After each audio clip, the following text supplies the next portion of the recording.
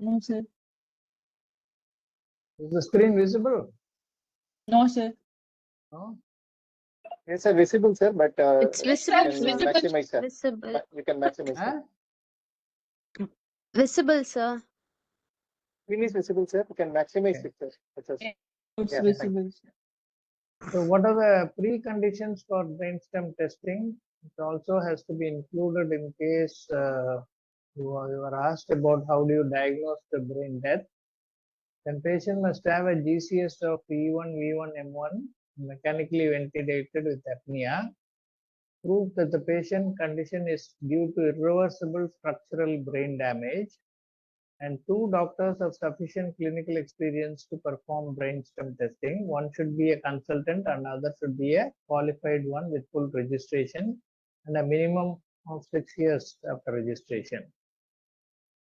And some of the exclusion criteria for reversible causes of coma to be made before doing the brainstem testing, like residual effects of any sedative drugs or toxins, or presence of any neuromuscular blocking drug, because initially when the patient comes with a head injury and he has some amount of brain activity, he may be struggling, so you might have used neuromuscular agents to maintain him on ventilation. So you must make sure that there is no residual neuromuscular blockade, and patient is not hypotensive, not hypothermic, no hypo or hypernatremia, no hypokalemia, no hyper or hyperphosphatemia, or magnesium alteration or hyperglycemia. So literally meaning that patient should be in a normal electrolyte balance with normoglycemia. And when endocrine disturbance is suspected, hormonal assays should be undertaken. Now, after that, the steps for brainstem, you can just put a tabular column like that in case you find time short. You can just start testing from the pupillary right reflex, vestibulo-ocular reflex, or caloric test, oculocephalic reflex, Dalsey movement. Dalsey movement is not followed in the UK, but some other countries do depend on that. And which are all the cranial nerves are tested and where are those nerves located? This tabular column will be easy to draw and write. And you can check the pharyngeal or gag reflex, cough reflex, and atropine challenge, response to painful stimulation, the trigeminal distribution, and lastly apnea test. So these are all the standard tests. Sometimes they may just ask you the describe the reflex, brainstem testing. Then first you have to write about the criteria for doing that, then write about these things.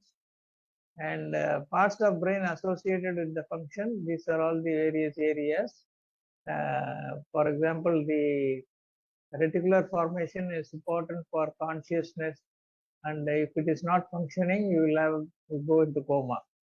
And respiratory centers in the pons and medulla, they are the ones which give you the respiratory drive, and if they are damaged, patient goes in for apnea or loss of spontaneous breathing.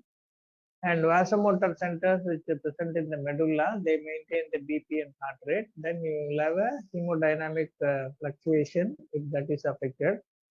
And all motor and sensory pathways except vision and smell, they are mediated by motor and sensory response.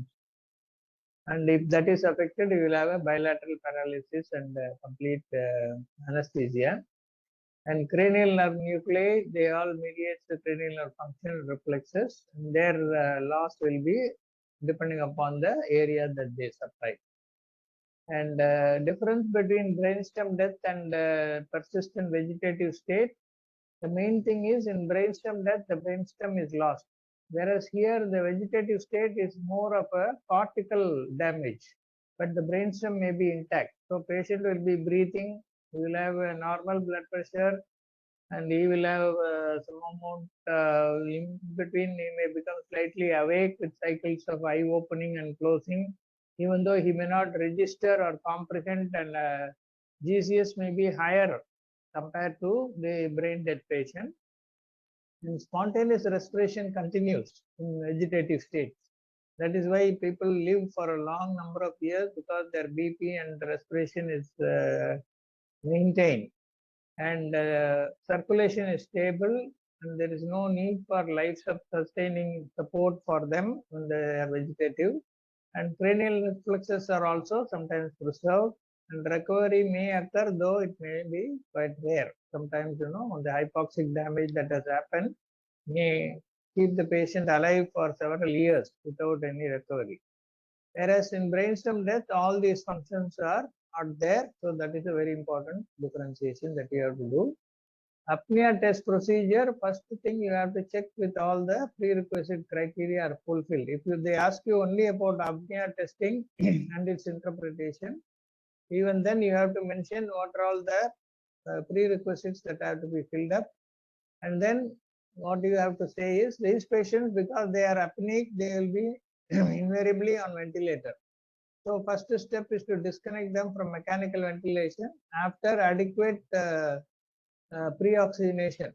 That is an important point, that you have to ventilate them with 100% oxygen, because we don't want hypoxemia. We want only the basis of apnea test is to increase the PaCO2 to make sure that because the patient is not breathing, he will accumulate CO2 and the CO2 level will go up.